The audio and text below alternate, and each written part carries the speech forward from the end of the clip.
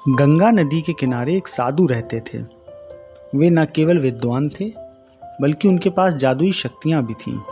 एक दिन वे ध्यान में मग्न थे, तभी बाज की चोंच से एक चूहिया छूटकर उनके हाथों में आ गिरी।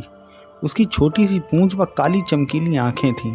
उन्हें वे बहुत अच्छी लगी, लेकिन उसे घर ले जाने से पहले उन्होंने जादुई मंत्रों के प्रयोग से उसे एक लड़की में बदल दिया।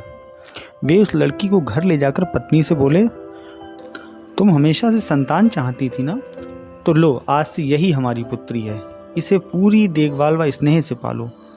साधु की पत्नी भी अपनी पुत्री को देख प्रसन्न हो उठी। वह उसे राजकुमारी की तरह पालने लगी।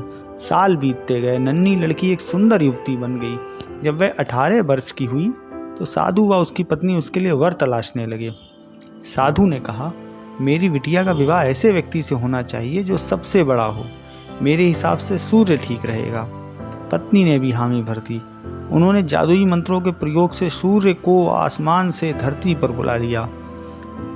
उन्होंने उसे अपनी पुत्री से विवाह करने को कहा, पर पुत्री ने पहले ही ना कर दी। वह बोली कि पिताजी, यह तो बहुत गर्म है, मैं उससे विवाह करूंगी जो इससे भी बेहतर हो। साधु निराश हो गए। उन्होंने सूर्यदेव से कहा कि वे कोई वर सुझाएं। सूर्यदेव ने कहा, बादलों के देवता से बड़ा कौन होगा, उनमें तो मेरी किरणों को भी रोकने की शक्ति है। साधु ने बादलों को नीचे बुलाया व अपनी पुत्री से विवाह करने को कहा, लेकिन इस बार फिर से पुत्री ने मना कर दिया। वह बोली, ये तो कितना बदसूरत है, मैं इससे विवाह नहीं कर सकती। साधु ने बादल देवता से कहा कि कोई अच्छा वर आप ही सुझा दें। वे बोले, पवन देवता ठीक रहेंगे, वे तो मुझे भी अपने फूंक से उड़ा देते हैं। साधु ने पवन देवता को बुलाकर अपनी पुत्री से विवाह करने को कहा। पुत्री ने फिर इनकार कर दिया।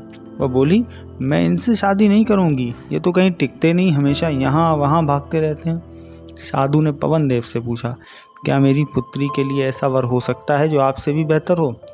पवन देव ने कहा कि पर्वत देव बहुत ऊंचे हैं, वे मेरा रास्ता भी रोक देते हैं। साधु देव ने पर्वत देवता से कहा कि वह उसकी पुत्री से विवाह कर लें। पुत्री ने फिर से मना कर दिया। वह बोली, ये तो बहुत लंबे, सख्त और कठोर हैं, मैं इनसे विवाह नहीं कर सकती, इनसे भी बेहतर कोई चाहिए। अब पर्वत देवता ने चूहे का नाम सुझाया। वे बोले, माना मैं काफ़ी सख्त, मजबूत व ऊंचा हूँ, पर चूहे मुझ में भी आसानी से बिल बना सकते हैं। साधु ने चूहे को बुलाया। उसे देखते ही उसकी पुत्री खुशी से उछल पड़ी और बोली, हाँ पिताजी, यही तो है वे जिससे मैं शादी करना चाहती थी। साधु ने सोचा, इसे ही किस्मत कहते हैं। ये एक चुईया थी और एक चूहे से विवाह करना ही इसके भाग्य में लिखा है। उन्होंने जादुई मंत्रों के प्रभाव से पुत्री को फिर से चुईया बना दिया। चूहा व चुईया विवाह करके खुशी खुशी रहने लगे। मित्रों, आज की ये कहानी हमें बोध कराती है कि कोई भी व्यक्ति किसी की भी संगत में रह ले, लेकिन अपने मूल स्वभाव को नहीं छोड़ सकता। मित्रों, ये थी हमारी आज की कहानी आपको कैसी लगी? अपनी राय कमेंट बॉक्स में अवश्य दें। यदि कहानी आपको पसंद आई हो तो हमारी कहानी को लाइक व शेयर करें और आपके अपने चैनल कथानक को ज़रूर सब्सक्राइब करें। धन्यवाद।